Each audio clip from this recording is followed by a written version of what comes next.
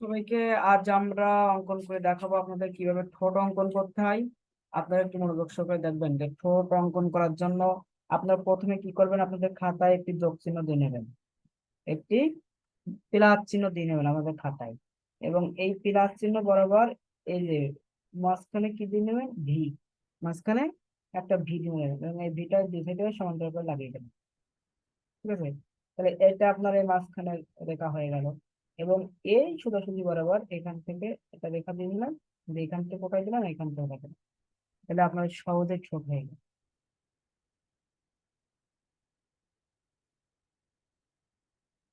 তাহলে আপনারা প্লাস চিহ্ন দিয়ে কিন্তু ছোট অঙ্কন করতে পারবেন সুন্দর করে। আমি আবারও দেখাচ্ছি, দেখেন এরকম প্লাস চিহ্ন দেবেন একটা, দিয়ে উপরের অংশ ভি দিবেন উপরের প্লাসে। তারপর দুই মাথা এরকম সংযুক্ত করে দিলেন, প্লাস দেওয়ার পরে দুই মাথায় সংযুক্ত করে দিলেন।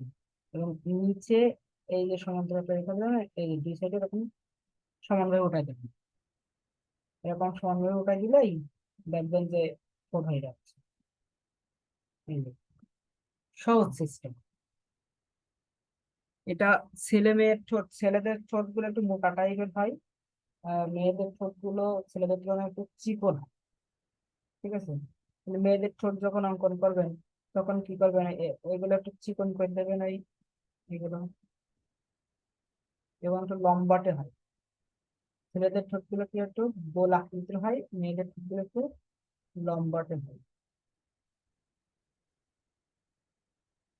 ঠিক আছে, এই যে ফরম্যাটটা ধরা শেখেন তাহলে এমনি পারবে, ফরম্যাটটা ধরা শিখলে এমনি পারবে।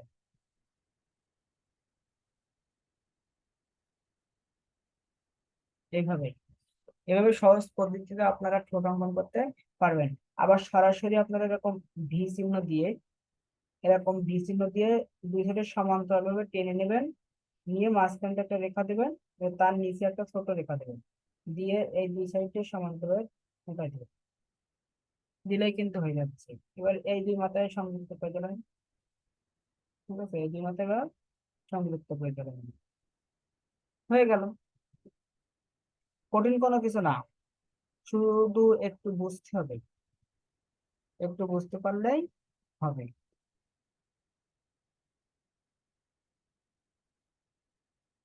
কারণ এই ঠোঁটগুলো আপনার এরকম রেখায় দিয়ে অঙ্কন করা যায়, এরকম রেখা দিয়ে। তাহলে আমি এর মিডল বরাবর বা আমার এই যে ঠোঁটের ভি আকৃতিটা দিয়ে নিলাম। ঠিক আছে, ভি আকৃতি দেওয়ার পরে এই যে এটা আমার মাঝখানে রেখা, এবং এর নিচে রেখা আমি একটু দেবো। বেশি বড় দিবেন না, বেশি বড় দিলে কিন্তু খারাপ দেখা যাবে, বেশি বড় দিলে খারাপ দেখা যাবে।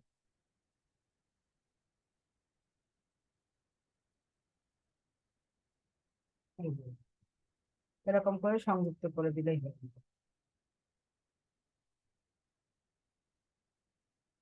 এই এই অংশটা কেমন ভাবে আসে জানেন? এই অংশটা আসে আপনার, আমি আপনাদের একটু বলে দিই। যে মনে করেন যে এই ভি দিলেন, আপনারা এরকম ছোট অঙ্কনের জন্য এরকম ভি দিলেন, ভি দেওয়ার পরে এই সাইডে যে দূরত্ব নিলেন, এই সাইডে সে দূরত্ব নিলেন, নেওয়ার পরে এই যে মাঝখানে যে রেখাটা উপর দিয়ে আসে, এরকম উপর দিয়ে আসে, এখানে একটু ডিপ হয়। ঠিক আছে, এই সাইডে এরকম উপর দিয়ে রাউন্ড হয়েছে, এখানে একটু ডিপ। ঠিক আছে, এই জায়গায় এসে এই যে এরকম ডিপ হয়, এবং এখান থেকে সেরকম বেঁচেছে ডিপ, এরকম। এবং এটি এর নিচ বরাবর এই যে এরকম জায়গায়, একদম মিডল বরাবর এরকম জায়গায় একটা রেখা হয়, লম্বালম্বি। রেখার পরে এই যে দুই রেখা এই যে মাথাটা চলে গেলেই কিন্তু একটা ছোট হয়ে যাচ্ছে।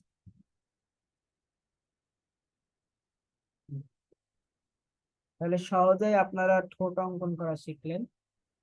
আপনারা এগুলো প্র্যাকটিস করবেন বাসায়, প্র্যাকটিস করবেন, তাহলে আপনারা সহজে অঙ্কন করতে পারবেন। এরকম এরকম ভিদের দুই সাইডে টেনে দিবেন, এই যে এরকম ভি দিয়ে দুই সাইডে শুধু টেনে দিবেন, টেনে দিলেই কিন্তু ছোট হয়ে যাচ্ছে। ভি দেবেন, দিয়ে এই রেখা দুই সাইডে উঠাই দিবেন, আর মাঝখানে রেখাটা দিয়ে দিলেন। যে কোনো উপায়, প্রথমে আপনারা প্লাস দিয়ে প্র্যাকটিস করতে পারেন। এরকম প্লাস দিয়ে এই যে প্লাসের মাঝখানে ভি দিয়েছে এরকম টেনে দিলেন।